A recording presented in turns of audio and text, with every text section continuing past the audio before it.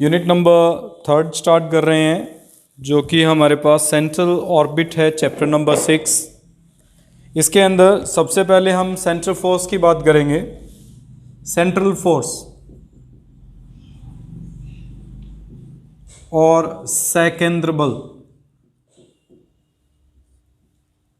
Central force का मतलब क्या है? सबसे पहले, अगर कोई भी पार्टिकल किसी फोर्स के अकॉर्डिंग मूवमेंट कर रहा है, ये हम यहाँ पर एक कण है, इस कण पर बल लगा रहे हैं, बल लगाने के कारण वो गति उत्पन्न करता है, और उस बल की जो दिशा है वह सदैव एक निश्चित बिंदु की ओर रहती हो।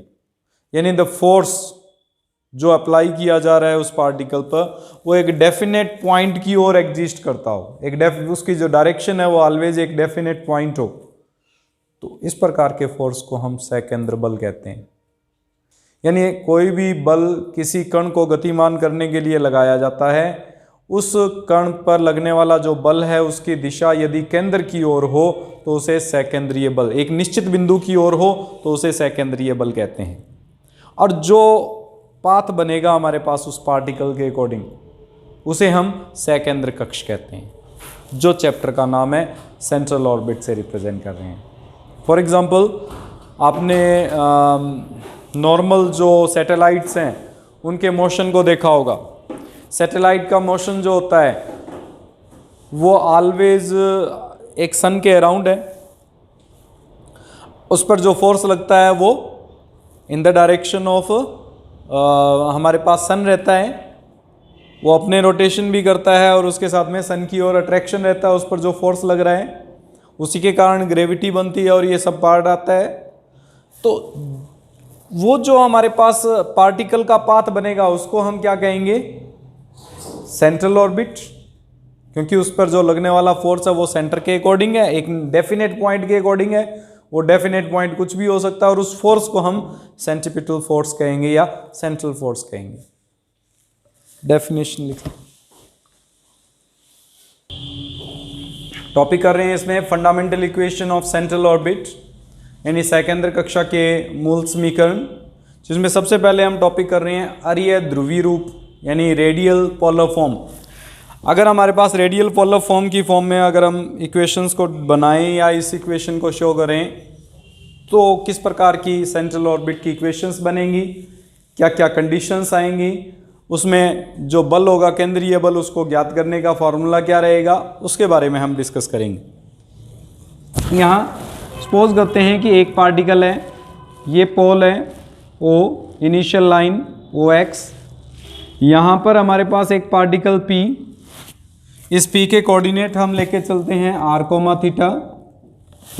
यहाँ पर इसकी जो वेलोसिटी है, यहाँ से हम मान के चलते हैं कि इसकी वेलोसिटी v अपवर्ड डायरेक्शन में है, और इस O की ओर जो फोर्स अप्लाई हो रहा है, जैसे हम सेंट्रल फोर्स कहेंगे, वो सेंट्रल फोर्स F के इक्वलेंट है। यहाँ से एक परपेंडिकुलर ड्रा किया जाए, परपेंडिकुलर ऑन द टेंजेंट। अगर टेंजेंट पर एक परपेंडिकुलर ड्रा करते हैं, ये 90 डिग्री का एंगल बनाता है, तो इसकी लेंथ को स्मॉल p से रिप्रेजेंट करेंगे। स्मॉल p क्या होता है? टेंजेंट पर जो पोल होता है उससे जो लंबवत रेखा खींची जाती है, उस लंबवत रेखा की लंबाई को व्यक्त करता है। स्पर्श रेखा जो इनिशियल लाइन से ये जो एंगल बनता है उसको थीटा, ये जो लेंथ है OP की उसको r, और ये जो स्पर्श रेखा इस x के साथ कोण बनाती है उसको साई से, और ये एंगल जो था वो फाई से रिप्रेजेंट होता है। फाई इनके बीच में जो एंगल है, यानी ध्रुवांतर रेखा और स्पर्श रेखा के मध्य जो कोण होता है उसको हम फाई से रिप्रेजेंट करते हैं। इसमें सबसे पहले अरीय समीकरण की बात करें। अरीय समीकरण क्या थी? अरीय बल, अरीय त्वरण का सूत्र क्या था? याद है? अरीय रेडियल एक्सेलरेशन फर्स्ट चैप्टर में किया था हमने। रेडियल एक्सेलरेशन था क्या? सबसे पहले, जब भी कोई पोलर फॉर्म में इक्वेशन होती है तो उस पर 2 टाइप्स के फोर्स लगते हैं। एक तो होता है अनुप्रस्थ और एक होता है अरीय, ट्रांसवर्स और रेडियल। रेडियल एक्सेलरेशन जो थी उसको कैलकुलेट करने का फॉर्मूला था हमारे पास r double dot minus r theta dot का होल स्क्वायर। वो हमेशा ये जो ध्रुवांतर रेखा है उसकी दिशा में ऊपर की ओर यहाँ पर लगता है, जो अरीय त्वरण को व्यक्त करता है। और हम कह रहे हैं इस पर जो बल है वो F टुवार्ड्स O की ओर है। अगर हम इसको त्वरण के रूप में मान के चलें तो जो अरीय त्वरण होगा वो बराबर आएगा हमारे पास माइनस एफ के, क्योंकि दोनों एक दूसरे के विपरीत दिशा में हैं। अरीय त्वरण को लिखने का फॉर्मूला था आर डबल डॉट यानी d2r by d t theta square minus r theta dot यानी d theta by d t का whole square. D r by d t था यहाँ पे, r double dot minus r theta dot square is equals to minus f के equal है equation number 1। अनुप्रस्थ त्वरण, अनुप्रस्थ त्वरण की बात करें तो अनुप्रस्थ त्वरण इस स्थिति में 0 होगा, क्योंकि यहाँ पर हम केंद्रीय बल की बात कर रहे हैं, यानी जो बल लग रहा है वो केंद्र की ओर लग रहा है। अगर केंद्र की ओर लग रहा है तो अनुप्रस्थ, अनुप्रस्थ का मतलब इससे लंबवत दिशा में, इससे लंबवत दिशा में लगने वाला जो बल होगा वो 0 होगा। अनुप्रस्थ त्वरण ज्ञात करने का सूत्र क्या था? D by d T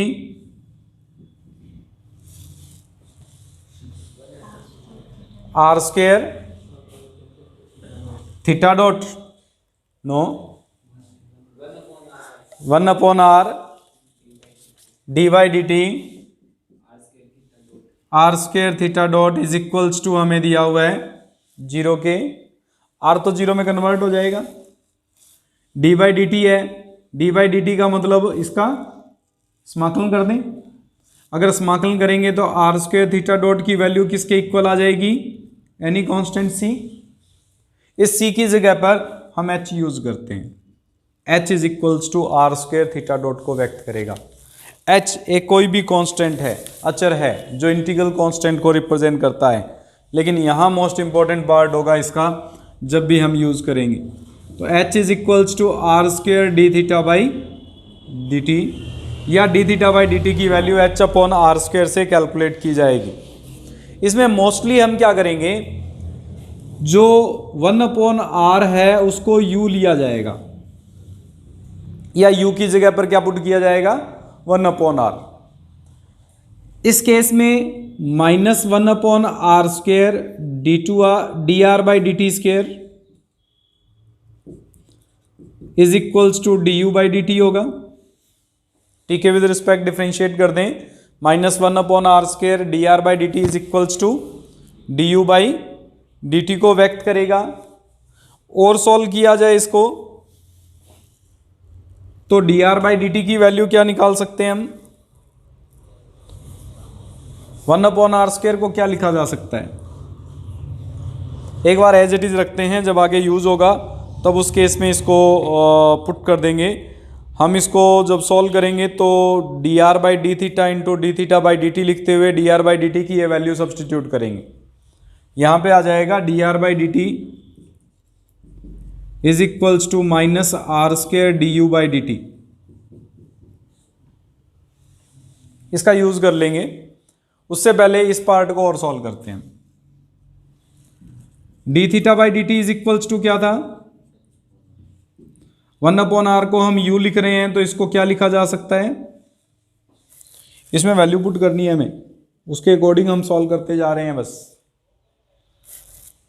D theta by d t की वैल्यू यहां से पुट हो जाएगी। D r by d t की वैल्यू निकालते हैं, D r by d theta into d theta by d T, D r by d theta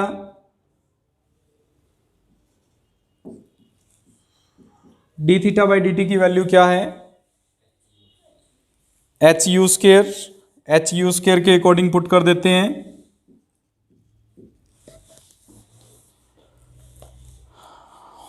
और solve करें इसको, D r by d you into D u by d theta into H U square लिखा जा सकता है।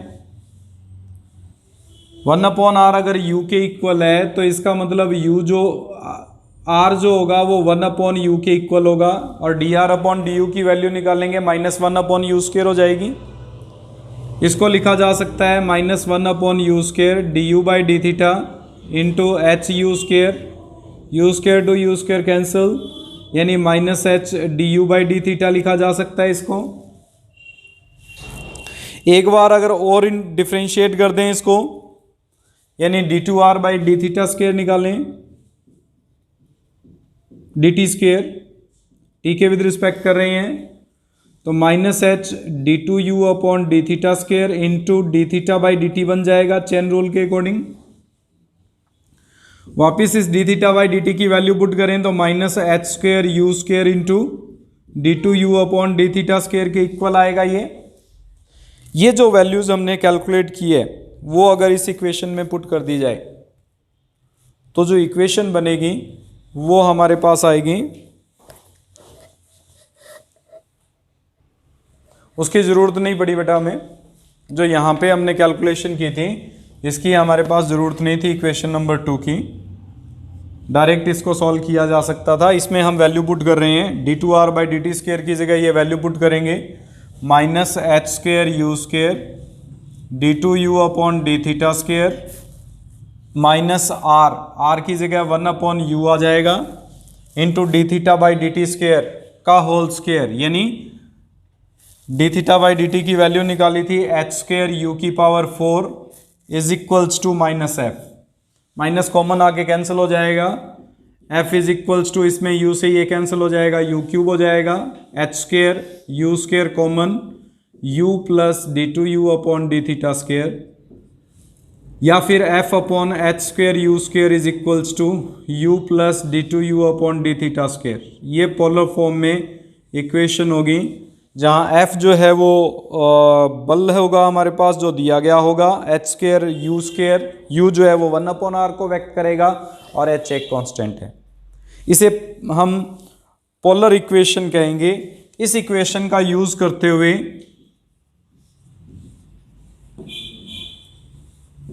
या तो central force calculate कर सकते हैं या फिर r की वैल्यू डिफाइन की जा सकती है, दोनों में से जो भी अननोन वैल्यू होगी उसको कैलकुलेट करेंगे। पेडल इक्वेशन या पदिक समीकरण के अंदर हमने जो टॉपिक किया हुआ है फर्स्ट ईयर में था, मे बी आप लोगों ने किया हो या नहीं किया हो, पेडल इक्वेशन की थी हमने, P और R में एक रिलेशन किया था जिसके according 1/p² is equals to 1/r² plus 1/r⁴ dr/d का होल स्क्वायर। ये एक पेडल इक्वेशन या पदिक समीकरण है। इस पदिक समीकरण को अगर सॉल्व करें तो 1/p² is equals to 1/r को हमने क्या लिया इसमें u, 1/r² का मतलब u², और इससे अगर हम सॉल्व करें -1/r² dr/d is equals to du/d बनेगा। अगर इसका स्क्वायर कर दें दोनों साइड में तो -1/r⁴ dr/d का होल स्क्वायर इक्वल हो जाएगा du/d का होल स्क्वायर।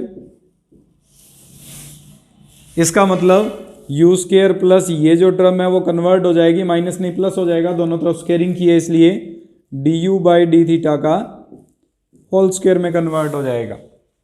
हमने जो ध्रुवीय रूप की है उसमें f/h²u² equals to u plus d2u/d² है। इसका मतलब इसको एक बार और अवकलन करके हम इसको सॉल्व करेंगे, d2u/d की वैल्यू कैलकुलेट करेंगे। उसकी वैल्यू निकालने के लिए डिफरेंशिएट करो इसको एक बार और, -1/p³ dp/d is equals to 2u du/d plus 2du/d into d2u/d², -1/p³ dp/d, इसमें से 2 कॉमन आ रहा है, du/d कॉमन आ रहा है, u प्लस d2u/d² बचेगा। लेकिन जो ध्रुवीय रूप की है उसके अकॉर्डिंग u प्लस d2u/d² किसके इक्वल है? 2 और आएगा, यहाँ -2 होएगा, 2 से 2 कैंसिल आउट हो जाएगा। अब इसकी वैल्यू क्या थी, f के इक्वल है। अगर इसकी जगह पर हम वापस से f पुट कर देते हैं, f upon h square u square put कर देते हैं, तो ये बन जाएगा -1 upon p cube d p by d theta is equals to d u by d theta into f upon h square u square के इक्वल। और solve करते हैं इसको। अगर इसको और सॉल्व किया जाए, d p by d theta जो है उसमें से d theta by d u by d theta उसको इधर ले आए, तो -1 upon p cube into d p by d theta upon d u by d theta लिखा जा सकता है f upon h square u square के इक्वल। ये -1 upon p cube d p upon d u बन गया। चेन रूल के according d p upon d r into d r by d u is equals to f upon h square u square लिखा जा सकता है। हमने लिखा था r is equals to 1 upon u, तो d r by d u is equals to -1 upon u square होगा। Value put कर दें, -1 upon p cube d p upon d r into -1 upon u square is equals to f upon h square u square to u square cancel, minus minus plus हो जाएगा। इससे हमारे पास जो equation बनेगी वो कुछ इस फॉर्म में आ जाएगी, f is equals to h square upon p cube d p upon d r. ये इक्वेशन पेडल इक्वेशन कहलाएगी। पेडल इक्वेशन क्या थी, पदिक समीकरण क्या थी? पदिक समीकरण किसे कहते हैं? यदि कोई समीकरण p और r के रूप में होती है तो उसे पदिक समीकरण कहते हैं। यानी अगर हमारे पास कोई समीकरण r और थीटा के रूप में देगा तो सेंट्रल फोर्स यानी F का मान निकालने के लिए ये फार्मूला यूज करेंगे, क्योंकि r और थीटा में समीकरण है। यदि हमें पदिक समीकरण देगा यानी P और R के रूप में देगा तो सेंट्रल फोर्स निकालने के लिए ये फार्मूला यूज करेंगे। इसी प्रकार से अगर हमें P गिवन हो और F गिवन हो, R कैलकुलेट करना हो, तो इसको इंटीग्रेट करते हुए उसकी पाथ की इक्वेशन निकाल सकते हैं। पेडल इक्वेशन आएगी, उसको हम बता सकते हैं कि पेडल की इक्वेशन की फॉर्म में अगर कोई इक्वेशन दी हुई है तो उसकी यानी कि कौन सा पाथ बन रहा है। ठीक है,